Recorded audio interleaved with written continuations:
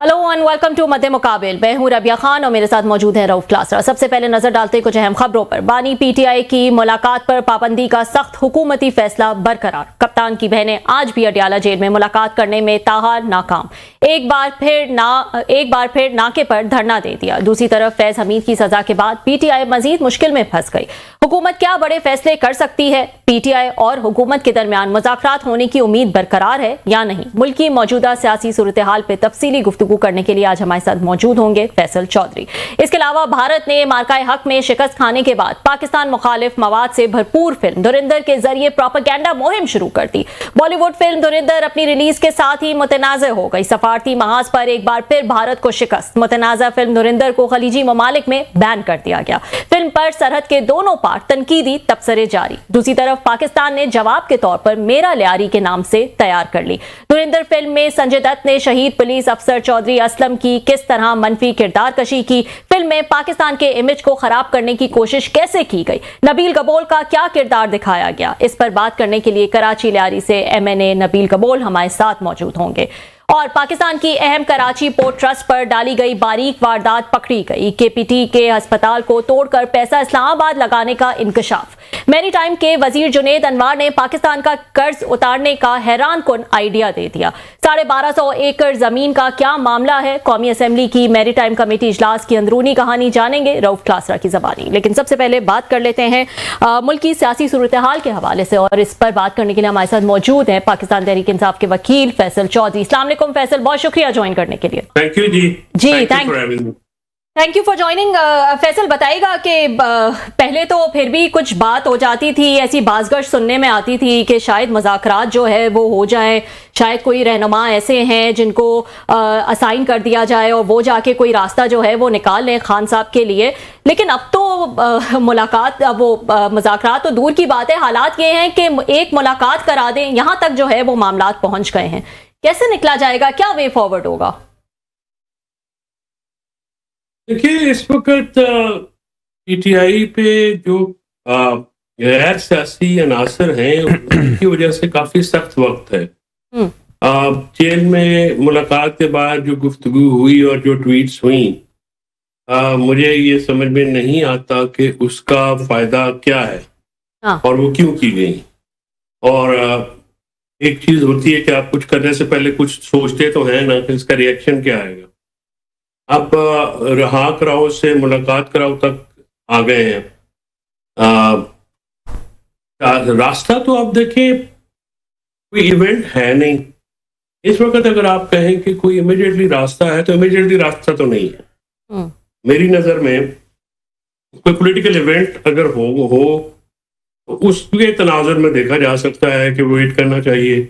Normally ऐसा ही होता है कि कोई इवेंट जो है वो बेस्ड होता है। फिर PTI को माइनस तो सियासत से कोई नहीं कर सकता। इमरान खान को वो जो हैं आज भी रेलेवेंट हैं, कल भी रेलेवेंट रहेंगे, पहले भी थे, तो उनको जो है माइनस तो नहीं किया जा सकता किसी सूरत भी।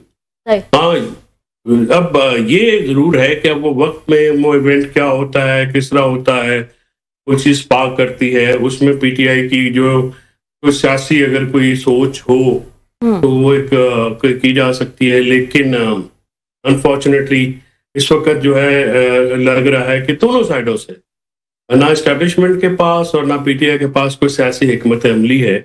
और हुकूमत जो है वो अपनी नालायकियों की वजह से काफी अनपॉपुलर है हर महाज के ऊपर, चाहे वो मैशत का महाज हो, चाहे वो गवर्नेंस का महाज हो, सियासत का महाज हो, आईनी और कानूनी तौर पे भी बहरान है पाकिस्तान में। तो हर तरफ आपको जो है टेररिज्म का बहरान भी है, हर तरफ आपको एक बहरान नजर आता है। और हुकूमत जो है वो इतनी सपोर्ट होने के बावजूद डिलीवरी नहीं कर सकी है। ठीक है, ये बात आपकी सही है कि डिलीवरेंस जो है वो हुकूमत की ऐसी कोई वर्ड डिस्कसिंग जो है वो इस वक्त नहीं है फैसल। लेकिन खान साहब ने भी तो अपने लिए कोई जगह जो है वो नहीं छोड़ी है। मैं आपसे पूछना चाहूंगी, आपने कहा गैर सियासी अनासर की वजह से मुश्किलात हैं खान साहब की, तो क्या हुकूमत इस फेवर में है कि मुश्किलात इस हद तक ना पहुंचे? हुकूमत की तरफ से क्या कोई ऐसे इंडिकेशंस आपको मिलते हैं कि वो कोई हल निकालना चाहते हैं, वो बात करना चाहते हैं, वो मुज़ाकरात करना चाहते हैं? कोई ऐसे अनासर हैं इस वक्त हुकूमत में जो इस किस्म की बातें करते हैं आपके ख्याल में? अरे बहुत सारे अनासर हैं, हर पार्टी में हैं, हर जगह पे हैं, लेकिन आप वो अनासर को भी काम करने के लिए कोई माहौल चाहिए ना। पीटीआई के अंदर भी जो लोग हैं, पीटीआई के साथ जो मुंसलिक लोग हैं, फवाद और इमरान इस्माइल साहब और मौलवी महमूद की एक एफर्ट थी, उसके पॉजिटिव रिस्पॉन्स आ रहे थे। अच्छा। लेकिन जब आप अपनी जगह खुद ही इतनी स्क्वीज कर देंगे तो फिर आपके लिए कोई काम करना भी चाहता है राय के लिए या जो भी है, तो वो कैसे करेगा? देखिए ना, आप एक तरफ तेवर दिखाएंगे, दूसरी तरफ फेवर मांगेंगे, तो दोनों चीजें नहीं हो सकती। आपको जो भी मामला करना है, पॉलिटिकल कोई हिकमत अमली है नहीं आपके पास। अब आप एक प्रेस कॉन्फ्रेंस जो है, एक मल्टी पार्टी कॉन्फ्रेंस करने जा रही है तहरीक तहफ़्फ़ुज़ पाकिस्तान। मुझे एक तो उसकी खैर it's too late and too little, secondly मुझे ये भी श्योर नहीं है कि उसमें तमाम पॉलिटिकल पार्टीज जाएंगी कि नहीं, क्योंकि इस वक्त जो आग जल रही है दोनों तरफ से, उसमें कौन कूदेगा? पीटीआई के पास तो ऑप्शन है नहीं ना जी, वो तो जाएंगे जाएंगे। वो उनके पास तो तहरीक तहफ़्फ़ुज़ पाकिस्तान में जो शामिल कुछ लोग हैं, लेकिन क्या पीपल्स पार्टी JUI इसमें जाएगी? मैं समझ, मेरा नहीं ख्याल कि वो जाएंगे, और अगर वो जाएंगे भी तो नशिस्तन गुफ्तन बर्खास्तन तक रहेगा मामला, इससे आगे नहीं हो सकता। लेकिन एक एफर्ट है, अपोजिशन में एफर्ट होनी चाहिए और वो जारी रहना चाहिए। सही, कोई भी मतलब इफेक्टिव स्ट्रैटेजी जो है वो आपको नजर नहीं आ रही है इस वक्त? देखें, इस वक्त तो नहीं है। असल में जो स्ट्रैटेजी होती है वो इवेंट के ऊपर होती है ना जी। जब कोई इवेंट, पॉलिटिकल इवेंट हो, अब सियासी कमेटी को भी पूरी तरह से आपने तहलील कर दिया। उसमें नासिर, जो रिपोर्टेडली जो कहा जाता है कि नासिर अब्बास साहब और महमूद खान चकजई उसका पार्ट बनने पे खुश नहीं है। अच्छा। अब ये बात मैं तो I really want to ask कि फिर आप अपोजिशन लीडर बनना चाहते हैं लेकिन पॉलिटिकल कमेटी का हिस्सा नहीं बनना चाहते, तो इसका क्या मतलब है? ये भी तो एक सवाल बनता है ना कि आप इमरान खान साहब की वोटें लेके कुछ बाहर के लोग मेंबर बन गए हैं, कुछ जो है वो अपोजिशन लीडर बनना चाहते हैं, लेकिन जब पॉलिटिकल कमेटी में डालते हैं तो वो कहते हैं जी हम आपका हिस्सा नहीं। तो आप हिस्सा नहीं है तो फिर हिस्सा ले क्यों रहे हैं आप? तो these are few fundamental questions which are needed to be asked. सही जी, बहुत शुक्रिया आपका, फैसला आपने हमें ज्वाइन किया। आपकी बात तो समझ में आती है कि वो अपनी टर्म्स एंड कंडीशन पे ज्वाइन कर रहे हैं पॉलिटिकल कमेटी को, इलामा नासिर अब्बास साहब हूँ, महमूद खान चकजई साहब हूँ, फेयर रफ। लेकिन आप समझते हैं कि इमरान खान साहब जो जेल में बैठे हुए हैं और उनकी पार्टी तितर बितर हो चुके बेचारों के साथ जो कुछ हो रहा है हम सब जानते हैं, कि वो अपनी शराइत पे किसी और पॉलिटिकल पार्टी के बंदे को अपनी पार्टी में ले आए या उनके साथ कोई अपनी डिक्टेशन के जरिए उनको ऑफर करें? ये इस पोजीशन में है ये पीटीआई या इमरान खान के महमूद चकजई साहब या नासिर साहब को अपनी शराइत पेश करें कि ये माने और आए, या आप समझते हैं कि उनके पास कोई चॉइस नहीं है बल्कि उनको ज़रूरत है उन दोनों की? देखिए, इस वक्त खान साहब तो उन्होंने हमेशा ये कहा भी, मुझे तो उन्होंने बड़ी बार ये कहा कि ये टीम इस काबिल नहीं है ये कुछ कर सके। लेकिन रऊफ साहब, आपको पता है हर चीज करने का एक टाइमिंग होती है। एक वो टाइमिंग साल पहले अली अमीन और वो उनकी पार्टी, उनके जो हवारी थे, वो ना खराब करते मौलाना साहब को। ये मैं आपको बात बता रहा हूँ कि पिछले फरवरी 2025 में ये मौलाना साहब ने 4 नुकात अपने बयान किए असद कैसर साहब के जरिए, और खान साहब के साथ ये बात हुई। उस जमाने में जनरल सेक्रेटरी और चेयरमैन साहब की मुलाकातें बिल्कुल हो रही थी, किसी ने नहीं रोका। तो वहां पे ये पैगाम आया कि इमरान मुर्तज़ा साहब से आप पूछ लीजिएगा कि ठीक है जी, खान साहब कहते हैं कि जी जो आप कहते हैं हम वो कर लेंगे। लेकिन हुआ ये कि जब इमरान मुर्तज़ा साहब ने इनको कहा कि आप हमें मैसेज कर दें ताकि हम जो अपना, उनकी आपको पता है शूरा है या जो भी अपने है, कि हम उनको भी तो मुतमईन कर सके ना कि ये हमारे पास, और वो बुनियादी तौर पे 4 पॉलिटिकल जो रिक्वायरमेंट्स है, मतलब इत्तेहाद का सरबराही वो मांग रहे थे, और फिर वहाँ पे जो गवर्नर्स के जो उनके इश्यूज थे लोकल वो क्या होंगे, और पोस्ट एंड प्री इलेक्शंस क्या, मतलब वो एक नॉर्मल जो पॉलिटिकल पार्टियां जो है वो एक दूसरे के साथ बात करती हैं, बट वो नहीं होने दिया गया। अब इस वक्त जो है अब वही कोशिश दोबारा कर रहे हैं, तो क्या हालात वाकयात आपका साथ दे रहे हैं? मेरा नहीं ख्याल कि इन हालात में मौलाना साहब जैसा समझदार और सियासतदान जो है इसमें छलांग लगाएगा। देखिए, महमूद खान साहब और इलामा नासिर अब्बास साहब की एक हैंडीकैप है, वो हैंडीकैप ये है कि वो दोनों एक एक सीट की पार्टी हैं, ठीक है ना जी। उन महमूद खान साहब के तो कॉन्स्टिट्यूंसी भी वो बलूचिस्तान में है, लिहाजा वो और वो नेशनलिस्ट हैं।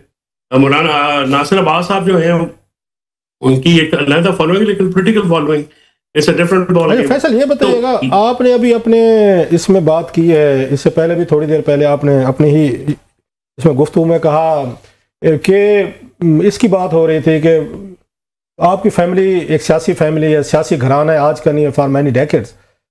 आपका जहन ये मानता है कि मौलाना फजल रहमान साहब हैं वो इस आग में कूदेंगे? आपने लफ्ज़ यूज़ किया था कि कोई और इनकी आग में क्यों कूदेगा, मतलब है कि इस एस्टेब्लिशमेंट फौज की और खान साहब की इतनी एक बिटर एक लड़ाई होगी, कोई और तीसरा क्यों घुसेगा, फॉर व्हाट पर्पस, क्यों इतने बड़े पावरफुल लोगों को अपना मुखालिफ बनाएगा? तो ये मौलाना साहब जो है 2 साल तो गुजर गए हैं, इसी में आज आ रहे हैं जा रहे हैं, बल्कि उनका कहवा पी रहे हैं तो ड्राई फ्रूट खा रहे हैं तो प्रेस कॉन्फ्रेंस हो रही हैं, बला बला बला। आपका जहन मानता है कि मौलाना साहब जो है वो इनके साथ ये खड़े हो जाएंगे, सड़क पे अपने बंदे ले आएंगे और यो एजिटेशन करेंगे और वो लड़ाई झगड़ा डांग सोटा खुदा ना खासा गोली लाठी की सरकार चलेगी? Why would they do that? और उनको क्या मिलेगा इससे? क्योंकि उनकी सारी शिकायत तो खैबर पख्तूनख्वा की हैं, उनको वोट तो वो तो कहते हैं कि पीटीआई को वहां पे जितवाया गया। तो इनके दरमियान कॉमन ग्राउंड क्या हो सकता था? आपका जहनी उसका अगर उसको कहते हैं सियासी जहन क्या कहते हैं सर? राव साहब, इस सवाल को अगर हम ये कह लें कि क्या मौलाना साहब इस वक्त इत्तेहाद को ज्वाइन कर सकते हैं अपनी गिवन सिचुएशन में, तो उसका जवाब नफी में है, यानी मुश्किल है कि वो इस दूसरी जो है आग में कूदेंगे। और जैसे आपने कहा कि देखिए एक मुतहारब धड़े हैं, वो तो पॉलिटिकल एनिमल हैं, वो तो ज़ाहिर है और इसमें कोई बुरा मनाने वाली बात नहीं होती। Very true. मतलब आपको ज़ाहिर है अगर आपने उनको एंगेज करना है तो आपने किन बुनियादों पर एंगेज करना है, और उस एंगेजमेंट के ऊपर महमूद खान को आप अपोजिशन लीडर बना रहे हैं, तो मौलाना साहब का क्या स्टेक है? वो क्यों आपके साथ जंप इन करेंगे? एक क्रिएट करने पड़ते हैं ना सर। और मौलाना साहब को अगर आप अपोजिशन लीडरी की ऑफर दें या कुछ ऐसी, वो कहते हैं ना कि make them an offer which someone can not refuse. वैसे वो एक ऑफर थी, ऐसी बात करें, आपने मारियो पुजो वाली लाइन कोट किया कि I will make him an offer he can't refuse. एक ऑफर थी, मैंने पहले भी 3 दफा अपने शोज में कहा था, एक ऑफर थी, मौलाना साहब मान जाते और वो इनकार ना करते कि वो उस सूबाई वजारत आला दे दें, जी मौलाना साहब आप अपना वजीर आला बनाए और हम आपको सपोर्ट देंगे, जैसे यहाँ पर इन्होंने दी हुई है, पीपल्स पार्टी ने दी हुई है इसको शहबाज शरीफ। एक ही चीज मुझे लगती है कि मौलाना मान जाते फिर इसके बाद कि मेरा वजीर आला होगा। देखिए इमरान खान साहब की राय के लिए तो ये कोई कीमत नहीं है ना। अगर आप इमरान खान साहब की राय के लिए संजीदा हैं, तो मैं अगर मैं फैसला साज हूँ तो मैं तो इमरान खान साहब को मशवरा दूंगा जी बिल्कुल ये कर लें, क्या उसमें हर्ज है? अगर आपको ये चीज दे के आपकी राय मिलती है तो आई थिंक वो महंगा सौदा नहीं है, कोई इशू ही नहीं है, बिल्कुल कर देनी चाहिए। और जो वो मैंने उस वक्त सर खान साहब से पूछ के फवाद साहब ने भी और हमने भी मुलाकातें की थी, उन मुलाकातों में मैं भी शामिल था। मौलाना साहब ने बड़ा पॉजिटिव जवाब दिया था, बट अनफॉर्चुनेटली हमारी जो टीम आप समझते नहीं है कि मौलाना साहब ने 2 दफा 3 दफा जब भी हुआ है उन्होंने यूज ही किया है पीटीआई की स्ट्रेंथ को हुकूमत के साथ बारगेन करने के लिए, अपने बिल्स लाने के लिए, अपनी चीज़ें कराने के लिए, बिकॉज उन्हें डे 1 से पता था कि हमारा अलायंस नहीं हो सकता। और ये शायद पीटीआई को भी पता होगा कि मौलाना साहब जो है हमारे साथ एक अलायंस की वो थोड़ा खौफ, वो डर जो है यूज़ करते हैं हुकूमत पे, एस्टेब्लिशमेंट पे, और अपने 2-4 काम करवा लेते हैं, कोई कॉन्स्टिट्यूशन, कोई आइन, कोई ऑडिट वगैरह वाले जो बिल वगैरह थे। अच्छा, allow me to be the devil's advocate जी। आप ये कह रहे हैं तो मेरा आपसे काउंटर सवाल ये होगा कि जब मौलाना साहब के साथ ये एग्री हो गया पीटीआई का 26वीं तरमीम के दौरान जब नेगोशिएशंस हो रही थी कि पीपल्स पार्टी और नून के साथ डायरेक्टली कोई बात नहीं करेगा, फिर पीटीआई ने मुज़ाकरात किए, क्या उसमें मौलाना साहब को एतमाद में लिया गया? नहीं लिया गया। फिर आपको पता है कि एक अपोजिशन का वफद चीफ जस्टिस साहब से मिलने गया था, उसमें अपोजिशन जो पीटीआई के वो सारे खुद ही चले गए। उन्होंने इनको जो है वो मौलाना साहब को या कामरान मोर्चा साहब बाहर के एक बड़ा धड़ा को वो रिप्रेजेंट करते हैं, उनको नहीं बुलाया। इसके बरक्स जब असद कैसर साहब के खाने के बाद शहबाज शरीफ साहब मौलाना साहब के घर पे गए थे, तो मौलाना साहब ने बारी बारी सबको फोन करके कहा कि वो आ रहे हैं, I can not refuse him, लेकिन वो जो हमारी मुलाकात है वो उसी के लिए आ रहे हैं। तो उन्होंने एक तरीके सियासी तरीकेकार होते हैं एंगेजमेंट के भी। मैं मौलाना साहब बगैर किसी भी पॉलिटिकल एंगेजमेंट के क्यों शामिल होंगे? देखिए ना, ये बात तो जो एक प्रैक्टिकल पॉलिटिक्स समझता है मेरे जैसा अदना जो तालिब इल्म है सियासत का, वो भी समझता है कि स्टेक जब तक नहीं होगा कौन तो खान साहब क्यों नहीं समझते सर? इससे पहले रबिया पूछे, जो बात आपको समझ आ रही है, हमारे जैसे स्टूडेंट को समझ आ रही है, तो इमरान खान साहब 3.5 साल वजीर आजम रहे हैं, 22-24 साल की बकौल उनका स्ट्रगल है, पार्टी चलाई है, दुनिया भर को हैंडल किया है, डील किया है, बड़ी बड़ी लड़ाइयां बढ़नी, तो ये छोटी सी बात उनको समझ क्यों नहीं आ रही, जो आपको भी आ रही है, सबको आ रही है कि जनाब उनके स्टेक्स होंगे तो आपके साथ खड़े होंगे मौलाना साहब, तो स्टेक डेवलप करें उनके। और एक बात मैं ऐड कर दूं, अगर मैं याद दिला दूं कि बुज़दार साहब को भी हटाकर जो है वो परवेज इलाही को लेकर आए थे, तो ये डील जो है ये भी कर चुके हैं खान साहब। वो तो बहुत लेट था ना, वो तो पहले था, तो परवेज इलाही तो बहुत एक कारआमद शख्सियत है, वो तो उनको तो मेरे ख्याल में अंडरमाइन ही किया गया था, वो बहुत बेहतर चॉइस थी। पंजाब को जितनी अच्छी तरह से वो समझते हैं, वो चलाते हैं, कोई भी नहीं चला सकता था।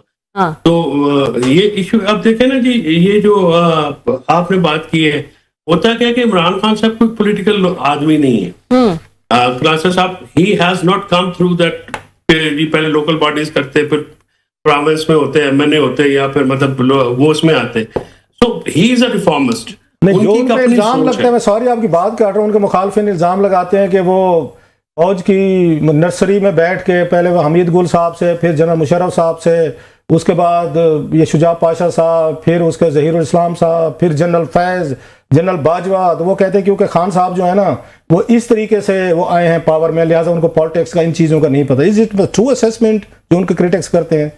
आपकी बात से मुझे ख्याल आया। नहीं, तो वो इल्जाम कौन लगाता है? मियां नवाज शरीफ साहब। वही सारे उसमें तो देखे ना पीपल्स पार्टी वाले भी जो है वो जनरल कैनी के साथ मिलकर नहीं आए, तो वो तो छोड़े ही है। तो आपको भी पता है, मुझे भी पता है, कहानियां खोलनी शुरू करेंगे तो हम बोल लेंगे। देखिए, बात यह है कि इस्टेब्लिशमेंट के साथ जब तक आपका मामला ना हो, पाकिस्तान में कोई भी इख्तियार में नहीं आता। बेनजीर भुट्टो ने भी कॉम्प्रोमाइज किया था 88 के बाद, हालांकि उनका जितना मैसिव क्लाउड था, ये आपको भी पता है। मुझे 2 बंदों को बुलाया था, मेरी जो इतला है, एक मखदूम अमीन फ़हीम, अल्लाह उनको जन्नत नसीब करे, और दूसरे हफीजुद्दीन पिरजादा साहब। उन दोनों को बुला के कहा कि बेबी को, बेनजीर को हमने नहीं बनाना प्राइम मिनिस्टर, और उस वक्त इस्टेब्लिशमेंट बिल्कुल जया साहब के बात है, उनका बहुत ज्यादा आयरन क्लैड था। तो शरीफुद्दीन पिरजादा साहब ने कहा जी कि मैं तो प्रैक्टिस कर रहा हूँ, तो मैं तो इसमें हूं नहीं पॉलिटिक्स में। मखदूम अमीन फ़हीम साहब ने कहा जी हमारी तरफ से बनेगी तो बेनजीर भुट्टो बनेगी, वरना कोई ये हमारा आपने मेरे से फिर टाइम न जाया करें। तो ये उस वक्त भी हुआ था। फिर बेनजीर ने गुलाम इसहाक खान साहब को प्रेसिडेंट तस्लीम करके वो एक बाकायदा मतलब पूरा एक अरेंजमेंट हुआ, और फॉरेन जो पॉलिसी है उस पर भी, जो कि बाद में फिर कभी कोई निकल ही नहीं आ सका। हालांकि उस वक्त आज इन द हाइंडसाइट लगता है कि अगर बेनजीर ना इक़्तिदार लेती तो शायद ज्यादा बेहतर होता। एनीवेज, ये बात सर के एस्टैब्लिशमेंट के साथ ये उन लोगों के लिए बातें होती हैं जिन्होंने कोई अपना ट्विटर के डॉलर कमाने हैं या कोई, सारे इस तरह से आते हैं। और इस वक्त जो सबसे बड़ा प्रॉब्लम है वो ये है कि आप राइट लेना चाह रहे, फेवर लेना चाह रहे हैं एस्टैब्लिशमेंट से, बंदा आपके पास एक भी नहीं है जिसका उनके साथ ताल्लुक हो, और फिर आप वहां पे उनको तेवर भी दिखा रहे हैं। ये 2 चीजें हो नहीं सकती। मैंने पहले भी अर्ज किया है कि आपने, अब क्लासेस साहब, मैंने आपके साथ बैठ के बात करनी है और आपने मुझे मेरा ताला खोलना है, तो मैं आपको आंखें निकालूंगा। इसका मतलब, इसका हासिल क्या है? इसका हासिल मेरी नजर में ये है, रबिया आपकी इजाजत से सिर्फ एक जुमला, मेरी नजर में ये है कि जो लोग हैं वो वाकई इमरान खान साहब को चाहते हैं कि वो लड़ते रहे, वो लड़ते रहेंगे, वो अंदर रहेंगे, तो बाहर हमारी चांदी लगी रहेगी। तो इसके अलावा मुझे तो कोई और चीज समझ में नहीं आती। ये प्रॉब्लम तो आइडेंटिफाई बहुत दफा आई थिंक हो चुका है, पीटीआई के अंदर भी, पीटीआई के बाहर भी लोग जो है वो इस हवाले से ही जो है वो बात करते हैं। मुझे ये बताएं कि अब क्या सिचुएशन है? आज भी जो है वो बाहर बहनें मौजूद हैं, बाहर धरना जो है वो दिया जा रहा है, मुलाकात जो है वो नहीं कराई जा रही है। इस मामले में आगे कैसे बढ़ा जाएगा फैसल? इसको किस तरह से डील करेगी पीटीआई? क्या ऑप्शंस हैं पीटीआई के लिए? क्योंकि मुलाकात ना होना मतलब ये तो आप समझे ना कि फिर पार्टी में बाकी क्या रह जाएगा, क्या मौके बाहर आएगा? अगर कोई मौके ही बाहर नहीं आएगा खान साहब का, तो आगे कैसे बढ़ेंगे? सर देखिए, इसकी भी कोई हिकमत अमली तो है कोई नहीं। अब आप जाके बाहर बैठ जाएंगे, आप सारा फोकस आपकी तरफ होगा। इमरान खान साहब का पैगाम तो काफी अच्छे से आता है, कोई नहीं जी, और जो आया है वो सेल्फ डैमेजिंग था। यानी जो मैसेंजर्स थे जो गए थे, देखिए बड़ी जिम्मेदारी की बात होती है कि आपने एक पैगाम कन्वे भी करना होता है और हालात भी खराब ना हो। ये ज़ाहिर है जो बंदा पॉलिटिक्स को या समझता है जिसके स्किल्स होते हैं स्पोक्स पर्सन के या मैसेंजर्स के, यही स्किल होते हैं ना जी, कि माहौल भी ना खराब हो। अच्छा, जब आप ये कहते हैं कि माहौल भी ना खराब हो और मैसेज भी बाहर आ जाए, तो आप ये कहना चाह रहे हैं कि खान साहब जो सीधा सीधा मैसेज देते हैं उसको फिर चेंज करके बाहर लाया जाए? देखिए, मैं इसकी आपको मिसाल देता हूँ कि मेरा जो क्लाइंट आता है ना, वो मेरे तरफ जब वो अगर मैं उसकी जुबान में बात करना शुरू कर दूं ना, तो अदालत में सबसे पहले हथकड़ी मुझे लगे। तो मैंने अपने क्लाइंट के लिए लड़ना होता है ना, उसी का फायदा देखना होता है। केस में मैं जो वकील केस जीता वो क्लाइंट का केस जीता होता है ना, अपना तो किसी केस का मोस्टली होता ही नहीं है किसी वकील का। तो अगर आप जो खान साहब अगर 30 दिन के बाद निकलेंगे तो after 30 days it is but natural कि वो बिटर होंगे। और खान साहब जैसा आदमी जो बड़े दबंग आदमी है वो तो he never mince his word. Issue ये है कि जो मैसेंजर्स हैं जी, अगर आप इस तरह की ट्वीट करेंगे तो फिर आप इस किस्म की जो सिचुएशन बाद में आपके लिए फेवरेबल हुई है या आपका नुकसान हुआ है, पार्टी का फायदा हुआ है, नुकसान हुआ है, वर्कर्स का फायदा हुआ, नुकसान हुआ, ये चीजें प्रोफेसर हमारे साथ फवाद चौधरी साहब थे। उन्होंने बड़ी एक बात की, उन्होंने कहा कि जनाब के जो एक्सेस थी खान साहब तक, जिसमें उन्होंने आपका नाम लिया कि फैसल चौधरी साहब थे, बैरिस्टर सैफ थे और मेरा ख्याल अमीन गंडापुर थे, तो इनकी एक्सेस भी थी, इनको मिलने भी दिया जाता था, लिंक्स भी थे, एहतराम भी था। तो बात बाहर आ रही थी, खान साहब से डिस्कशन भी हो रही थी और प्रॉपर तरीके से बातें बाहर भी चल रही थी। आप तीनों का वो कहते हैं नए वजीर आला के साथ इन तीनों का पत्ता काट दिया गया, लिहाजा उनके एक्सेस ही खत्म हो गए। Do you agree with this assessment कि आप तीनों को हटाने की वजह से एस्टेब्लिशमेंट जो है वो नाराज हुई है जनाब के, और हम कोई नए लोगों को एक्सेस नहीं देंगे या उनका तल्लुक नहीं है वहां पे, उनको अंदर ही कोई नहीं जाने देता? नहीं, देखिए क्लासेस साहब एस्टेब्लिशमेंट के साथ जो है ये क्या होना है, लोकल जेल अथॉरिटीज के साथ आपके ताल्लुक होते हैं। मैं एडिशनल एडवोकेट जनरल रहा हूँ, तो मेरे बड़े लोगों के साथ जाती ताल्लुक भी थे, तो मैं कोई उनकी मान लेता था, कुछ मिन्नत मुताजी के साथ ही करना होता ना। आप जब इमरान खान के साथ आप उनके के लिए काम कर रहे हैं और जिस किस्म की जिस लेवल की उनकी आपस में मुखासमत चल रही है एस्टेब्लिशमेंट के साथ, इसमें डिलीवर करना कोई आसान तो नहीं होता ना। इसके लिए बहुत सारे पापड़ बेलने पड़ते हैं। यानी मेरी तो वकालत जो है वो बहुत सफर हो गई इसी वजह से, क्योंकि मैं 1.5 साल जितना भी मैंने साल 1.5 साल अडयाला में लगाया, तो मैं तो क्योंकि बिल्कुल अडयाला में आप चले जाए सुबह से शाम तक आप तो कोई और काम कर नहीं सकते। तो इट्स नॉट अबाउट कि अब इशू ये है कि आपने हमें हटा दिया, चले आप खुश रहे, लेकिन आपकी अपनी एक्सेस रुक गई, आपने हाथ से लिख के भी दे दिया। नहीं फैसल, ये आपका क्या ख्याल है, खान साहब को फैसला था या कुछ और लोगों ने फैसला कराया उनसे? यूजुअली ये कहा जाता है कि खान साहब मासूम आदमी, उन्हें नहीं पता चलता, कोई जाता है उनके कान में थोड़ी सी वो सरगोशी करता है तो खान साहब वो फैसला कर देते हैं। तो आपके खिलाफ किसी ने फैसला करवाया या खान साहब का अपना फैसला है? सर नहीं, वो यही लोग थे ना जिनको असल में मसला ये है सर, देखें मैं कोई फैमिली फ्यूड में तो पढ़ने वाला नहीं हूँ, ना मैं पहले पढ़ा हूँ ना मैं आइंदा पढ़ूंगा, मेरा काम नहीं है। मेरा काम है खान साहब की वकालत करना। उनको जो काम थे मैं उस वक्त अपने तय, मैंने उनको टीवी भी लेके दिया, अखबारें भी लेके दी, डंबल भी लेके दिए, बुशरा बीबी के साथ मुलाकातों के ऑर्डर भी सरफराज डोगर साहब से लेके दिए, वो भी। अब बाकी इनके कोई अपने मसाइल थे, इनको ज्यादा असल में प्रॉब्लम था फवाद साहब से। फवाद साहब आपको होता है वो भी चुप करके तो बैठते नहीं है और वो हमेशा मतलब कुछ ना कुछ कर देते हैं, तो वो सब भी कर देते हैं। मेरे से बड़ा मैं कैसे मना? फवाद साहब वेल लेफ्ट पे बिलीव नहीं करते, मैंने 2-3 बंदे नहीं, वो वेल लेफ्ट पे बिलीव नहीं करते। फवाद का आप जिक्र कर रहे हैं तो मैं अगर पूछ लूं कि ये जो इमरान इस्माइल दूसरा था वो ये फैसल, मैं आपसे सिर्फ ये पूछ लूं, इमरान इस्माइल, महमूद मौलवी और फवाद ने जो ये मूवमेंट एक शुरू की, आपने कहा कि बड़ा पॉजिटिव रिस्पांस भी आया, ये अपने ही उस पे शुरू की, किसी ने उनको कहा, किसने उनसे कहा कि आप जाके जो है वो मिले, और आप कैसे कह रहे हैं कि इसका पॉजिटिव रिस्पांस था? क्या पॉजिटिव रिस्पांस था? देखिए बात यह है कि इन्होंने अपने तौर पर शुरू की। किसी को क्या प्रॉब्लम है अगर कोई इमरान खान साहब रिहाई के लिए काम करता है? फवाद साहब करे, जैद करे, बकर करे, पार्टी के अंदर से करे, पार्टी से बाहर से करे, मकसद क्या है? रिहाई मकसद है कि उनके लिए फैसिलिटेट करना, उनको जो है वो टेम्परेचर नीचे करना। इसमें कौन बेवकूफ आदमी होगा ना जो इस पे एतराज करेगा जी ये मामला जो है उस पे करे। मास वाय वो लोगों की जिनकी कोई अपनी फवाद से बहुत ज्यादा लोग मैंने देखा है कि वो बड़े ना कॉन्शियस रहते हैं या बड़े इनसिक्योर है और वो समझते हैं कि वो फवाद साहब के पास ना मसाइल का हल वो फैमिली के अंदर भी हो बाहर भी हो वो निकाल लेते हैं। वो हमेशा he comes up with 10 solutions के ऐसे कर ले, ऐसे कर ले, ऐसे कर ले, होता है फैमिली में। ये बताए दब का शब का दे के निकाल लेते हैं या आपकी तरह प्यार मोहब्बत से हल निकाल लेते हैं फवाद चौधरी साहब? ये दोनों काम कर लेते हैं वो, जरूर जब बड़े हो ना जिम्मेदारों के, वो उनको दोनों काम आते होते हैं। खान साहब ने, रऊफ साहब एक दिन मुझे कहा, वी वर जस्ट सिटिंग, वहाँ पे काफी टाइम होता था तो डिस्कशन होता था, तो खान साहब ने बुशरा भी बैठी थी, उन्होंने कहा कि फवाद जो है ना उसमें एक बड़ी उसमें एक खसूसियत थी कि वो एक तो रीड कर लेता था आने वाली पॉलिटिकल सिचुएशन और साथ में उसके सोल्यूशन भी देता था।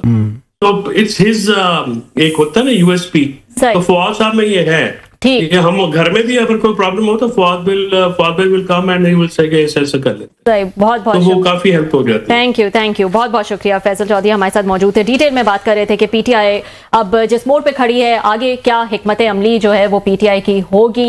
एक ब्रेक ले लेते हैं नाज़रीन, ब्रेक के बाद हम बात करेंगे एक प्रोपेगेंडा मूवी जो बॉलीवुड ने बनाई है धुरंधर, उसके हवाले से बात करेंगे, उसमें जो कैरेक्टर्स हैं उनके हवाले से बात करेंगे, और एक कैरेक्टर जो है वो नबील गबोल साहब का भी जो है वो किसी ने निभाया है, वो क्या कैरेक्टर है उस पे बात करने के लिए नबील गबोल साहब खुद हमारे साथ जो है वो मौजूद होंगे। See you after short break.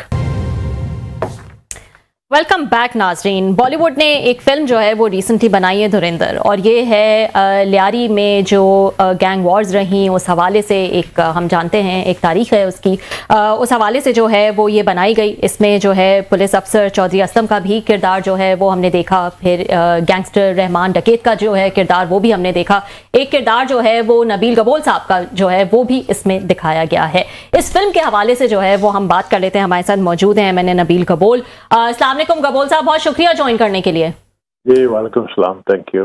जी गबोल साहब, मुझे नहीं मालूम आपने फिल्म जो है वो देखी है या नहीं देखी है, लेकिन क्या कहेंगे इस हवाले से, और क्या आपका किरदार आपने उसमें देखा, किस तरह से जो है वो निभाया गया है? तो क्लिप्स मैंने कुछ देखी हैं, उसमें जो मेरा किरदार है, खासकर मैं समझता हूँ कि जिस शख्स को ये किरदार दिया गया है वो एक कॉमेडियन था मशहूर, और कॉमेडी करता था। अब मेरे जैसे बंदे के लिए इनको और कोई इंडियंस को नहीं मिला कि ऐसे किरदार दिया। हालांकि मेरा रोल जो है सबको पता है कि ड्यूरिंग गैंग वॉर मेरा बड़ा एक इम्पोर्टेंट और स्ट्रांग रोल था, और मैं बाकायदा इनके वजह से बहुत ज्यादा अफेक्टेड भी हुआ, सफर भी किया, पार्टी छोड़नी पड़ी। उसके बाद जो है हालात लियारी के कशीदे इतने ज्यादा हो गए थे कि पुलिस एंटर नहीं हो सकती थी, लेकिन मैं वाहिद शख्स था जो इनके खिलाफ खड़ा हुआ था, और अल्हम्दुलिल्लाह इनका खात्मा तक जो है मैं आखिर तक इनसे लड़ता रहा। सही। तो गबोल साहब, क्या आपका रिव्यू है इस मूवी के हवाले से, क्या कहेंगे इसको, क्योंकि बहुत सारे लोग इस पे तनकीद भी कर रहे हैं कि लियारी को जिस तरह से दिखाया गया है वैसे नहीं दिखाना चाहिए। कुछ लोगों का मानना है, जैसे कि आपने कहा, जाहिर है गैंग वॉर की हिस्ट्री जो है वो वहां पर रही है, हम जानते हैं किस तरह से ऑपरेशन हुआ, किस तरह से उसको जो है वो क्लियर किया गया, आपका जो है वो बहुत बड़ा किरदार था उसमें। तो क्या कहेंगे इस मूवी के हवाले से आप? देखिए, ये एक फिक्शन मूवी है, इसमें मैं ये जरूर कहूंगा कि 10 to 15% ट्रूथ पर है, और बाकी सब जो है एक फिक्शन है। एक स्टोरी इन्होंने मनगढ़ स्टोरी जो है बनाई, और पाकिस्तान को बदनाम करने के लिए और लियारी को इस तरह बदनाम करने के लिए। बिल्कुल लियारी में 3-4 साल तक हालात बड़े खराब थे, वहां पर गैंग वॉर था, लेकिन फिर उसका खात्मा किया गया, और आज वो लियारी अगर आप देखें, और मैं सारे जितने भी मीडिया के मेरे दोस्त हैं मैं सबको लियारी में इनवाइट करूंगा। लियारी के अंदर आप देखेंगे किस तरह स्पोर्ट्स, लियारी के अंदर टैलेंट, लियारी के अंदर रैपर्स, अच्छे अच्छे सिंगर्स, खैफे खलील जैसे, और इसी तरीके से बॉक्सर, गर्ल्स बॉक्सर, फुटबॉलर्स, ये आजकल लियारी इसी से पहचानी जाती है।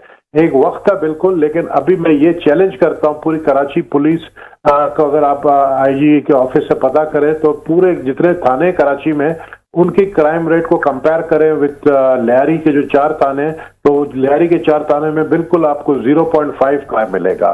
तो ये एक बहुत बड़ा चेंज आया है। इन्होंने सिर्फ जो बॉलीवुड वालों ने कोशिश की है, और ये फंडेड बाय भी सबको पता है, बाय द रॉ था, क्योंकि एक तो ये जिस टेरी पे बैठते हैं उसी को काटते हैं। ये इन्होंने खुद माना कि हम एजेंट्स बेचते हैं, और ये पहले डिनाई करते रहे कि जी हम एजेंट्स नहीं बेचते हैं। इन्होंने ये एक मूवी में दिखाया कि एक रॉ का एजेंट आया लियारी में, और किस तरह लियारी में इन्फ्लेट करके गया, और किस तरह जो है। लेकिन बात यह है कि इससे पहले 5-6 जो स्पाइस थे, जासूस जो इंडिया के गिरफ्तार हुए, 1-2 को फांसी भी हुई है। तो सबको पता है कि बलूचिस्तान के अंदर किस तरह इनका किरदार है, इंडियंस का, पाकिस्तान को किस तरह ये बदनाम करने की कोशिश करते हैं।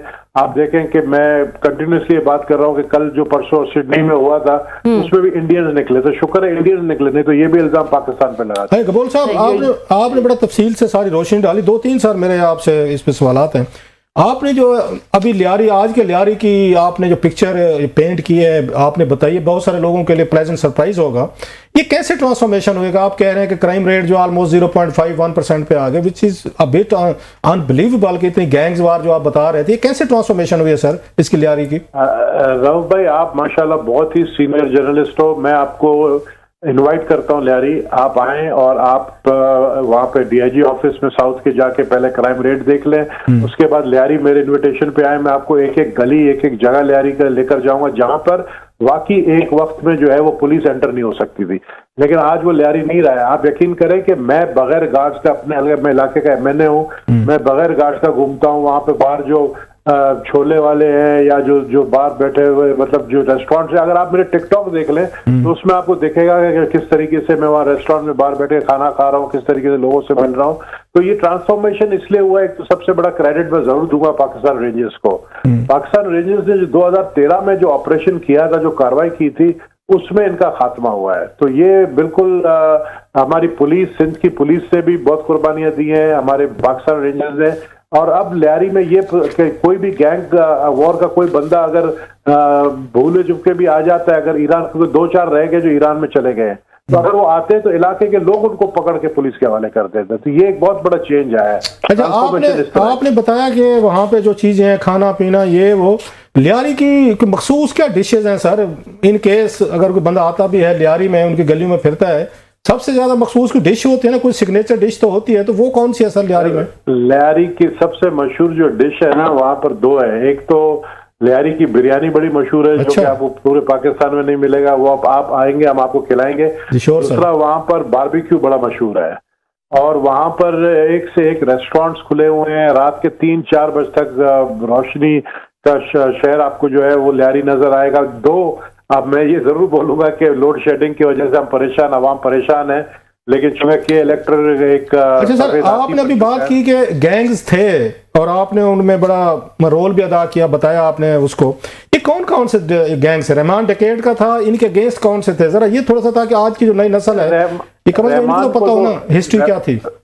रहमान को तो इन्होंने कुछ ज्यादा ही मतलब दिखा दिया। असल में जो गैंग, बाद में जो गैंग वॉर बना, पीपल्स अमेंडमेंट कमेटी बना, वो उजैर बलोच के वक्त में बना। ओके।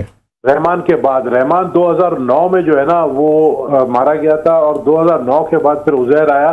तो उस वक्त ये हो गया अनफॉर्चुनेटली कि उस वक्त के जो होम मिनिस्टर थे उसने इनके सर पर हाथ रखा। मैंने इनको, जुल्फिकार मिर्जा साहब की बात कह रहे हैं कि उन्होंने इनको ओनरशिप दी की मैं बात कर रहा हूँ। बिल्कुल, ये सबको पता है। जुल्फिकार मिर्जा के अगर आप चलाएं तो उन्होंने खुद कहा कि अमन कमेटी वाले मेरे बच्चे हैं। तो ये 2 लाख लाइसेंसों की बात किसने की, सबको पता है। तो ये हालात उस वक्त खराब हुआ, और मैंने अपनी पार्टी को कहा कि इनको अगर आप लोगों ने सर उठाने दिया तो फिर लियारी आपके हाथ से निकल जाएगा, और यही हुआ।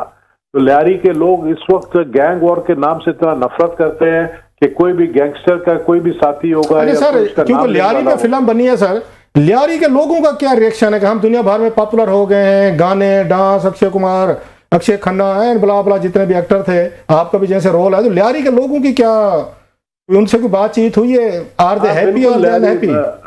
बिल्कुल, लियारी के लोगों को इस चीज का तो गुस्सा जरूर है कि लियारी को नेगेटिव दिखाया गया है, लियारी के पॉजिटिव पार्ट को नहीं दिखाया गया है। अभी लियारी के ऊपर सिंध गवर्नमेंट के ताउन से जो है मेरा लियारी के नाम से एक मूवी रिलीज होने वाली है सून आफ्टर रमजान। वो आप देखें, दैट इज रियल लियारी। नहीं, वैसे आपको कोई ऑफर नहीं की गई, कोई आए जनाब एक रियल लाइफ में एक आप भी रोल अदा करें, 2-4 कोई सीन आपके नहीं डाले गए? आप बता रहे हैं इंडिया ने तो चलो सही नहीं डाले, आपको ऑफर नहीं की इन्होंने? नहीं, मुझे अभी तक मेरे पाकिस्तान के किसी मूवी मेकर ने या ड्रामा कोई, मैं तो कहता हूँ कि नेटफ्लिक्स इस पे ड्रामा बनाए। आप इंटरेस्टेड हैं? आप भाईजान इंटरेस्टेड हैं कि आपको ऑफर की जाए कि आप ड्रामे फिल्म में आए?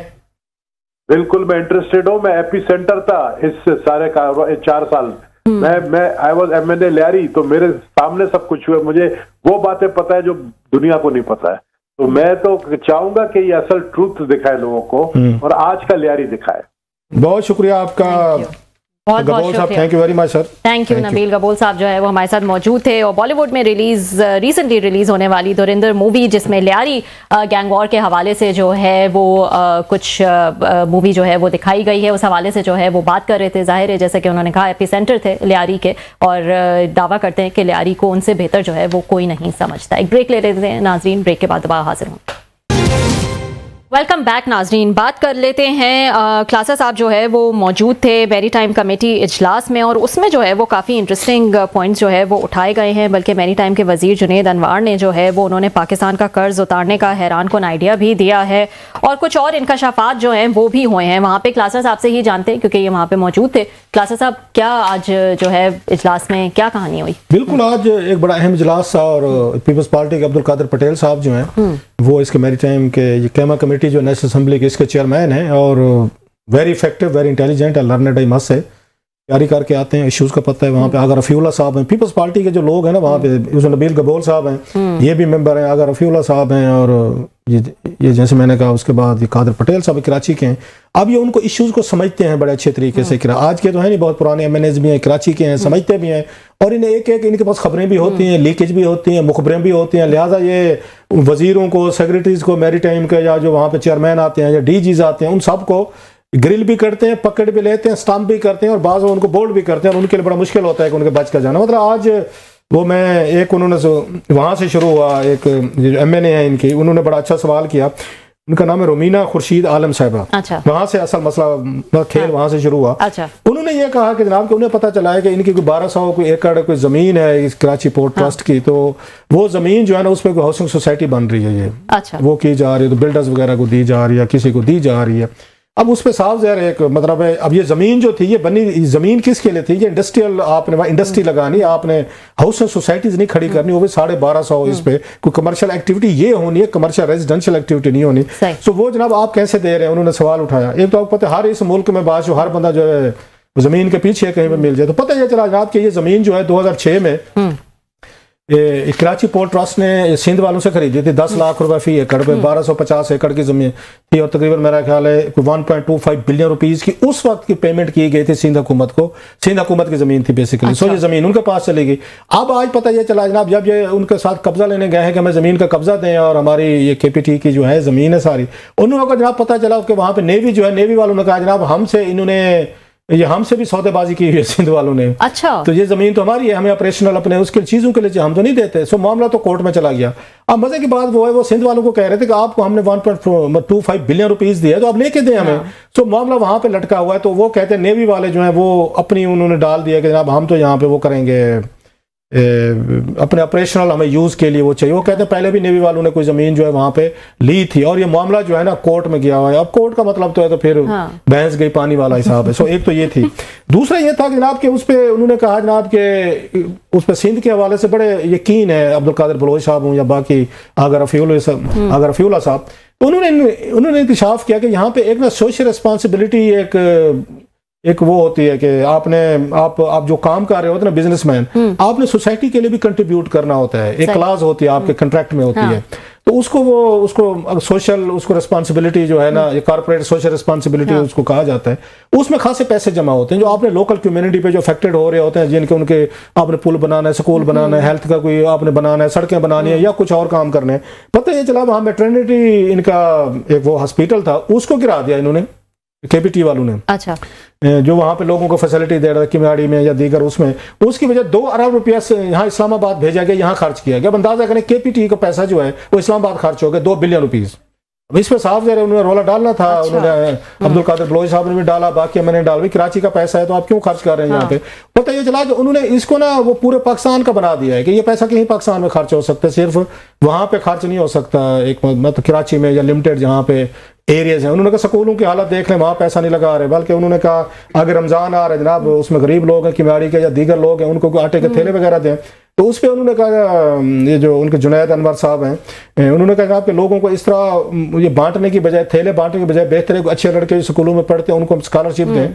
अब स्कॉलरशिप भी दे सकते हैं, गरीब कम्युनिटीज हैं तो उनको आप इस पर ये भी कर सकते हैं। तो मीनवेल जनाब उन्होंने कहा जनाब कि ये उन्होंने कुछ जमीन का बताया, उन्होंने जुनैद अनवर साहब ने जो उसके मिनिस्टर हैं, तो उन्होंने कहा जनाब कि ये जमीन इतने हजार एकड़ पड़ी हुई है, हाँ। इसको बेच देते हैं। और बेचने के बाद जनाब इसमें से जितने उनका कहना था कि पैसे मिलेंगे तकरीबन 3-4 बिलियन डॉलर जो है ना, पाकिस्तानी लोकल मार्केट से खरीद लें। अच्छा। और खरीदने के बाद उसका कर्जा वापस कर दें। हमारे पास इतनी जमीन है जो हम कर्जा अगर बेच दें सारी जमीन, हाँ। तो कर्जा हमारा वापस हो सकता है। अब मैंने मतलब मैं तो बैठा नहीं था, ये उनको पूछना चाहिए था मैंने ज़बान को कि भाई साहब क्या लोकल मार्केट में 3-4 बिलियन डॉलर मार्केट हमें है कि अगर खरीद लिया जाए तो डॉलर कहाँ से कहाँ चला जाएगा। तो इस मुल्क में एक ही सोल्यूशन है हर चीज का, बेच दो। मतलब कोई खाली जगह आपको चाहिए, कोई इंडस्ट्री की जमीन है, आपने बिल्डर्स को एक रियल एस्टेट है, हाउसिंग सोसाइटीज बनानी है, बिल्डर्स को देनी है, बेच दो। ये खाली जमीन पड़ा है, ये प्लाट पड़ा है, सरकारी जमीन है, तो बेची जाओ और इस मुल्क में बिल्डर्स को दिए जाओ और सांस लेने को फिर आपके पास जगह ना हो, स्मोक के हाथों मरते जाओ, लेकिन जमीनें बेचते दो। क्या आइडिया दिया वैसे कि जनाब आप जमीन बेच के कर्ज उतार दें। नहीं, कर्ज कैसे उतारे? लोकल इससे फिर डॉलर खरीदे मार्केट से और वो IMF को दें। ठीक यार, ये मतलब कौन लोग आइडिया लेकर आए हैं, बड़ा जबरदस्त। ठीक है जी नाज़रीन, आज के लिए इतना ही, कल आपसे फिर मुलाकात होगी।